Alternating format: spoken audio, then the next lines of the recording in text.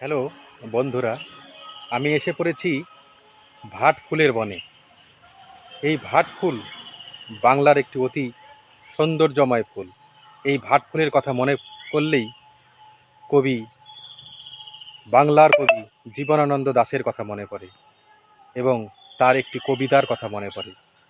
কবিতাটি হলো, ভাট আশ শ্যাওড়ার বন, বাতাসে কি কথা কয় বুঝি নাকো চিল কেন কাঁদে, পৃথিবীর কোন পথে দেখি নাই আমি, হায় এমন বিজন।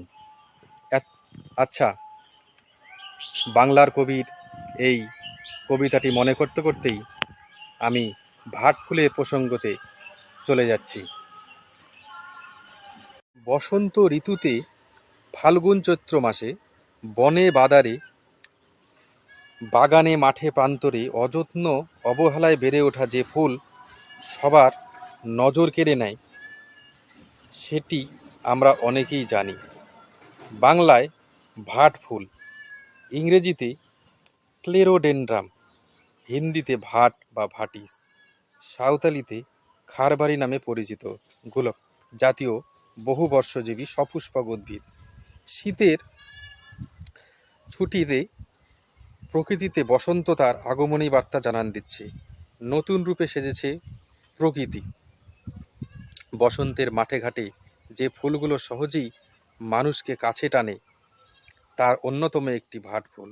কেউ বা একে আবার বনজুই বা ঘেটু ফুলও বলে। এই ফুল বনজুই বা ভাট ফুল বা পাহাড়ি গ্লোরি নামেও পরিচিত। চাষ নয় কিংবা শখের বশেও নয়, কেউ লাগায় না। ঝোপ ঝাড়ে, বনে জঙ্গলে, গ্রামের রাস্তার পাশে অযত্ন আর অবহেলায় জন্মালেও এ ফুল নজর কাড়েই, নিজের সৌন্দর্য ছড়িয়ে মানুষের মনে জায়গা করে নেয়। এবার আসা যাক এই ভাট ফুলের গুণাগুণ সম্পর্কে। পোকামাকড় কামড়ালে ভাট ফুল অনেক সময় বিষাক্ত পোকামাকড় কামড় দিলে অনেক ব্যথা করে এবং ফলে ভাট ফুল সংগ্রহ করে ছেঁচে রস করে এই ক্ষতস্থানে মালিশ করলে ফোলা ও ব্যথা দ্রুত কমে যায়।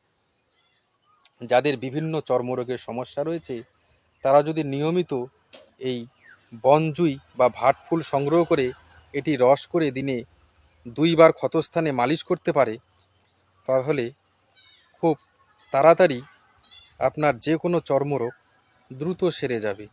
এভাবে 10-15 দিন নিয়মিত ব্যবহার করলে চর্মরোগের জন্য ভালো ফল পাওয়া যায়।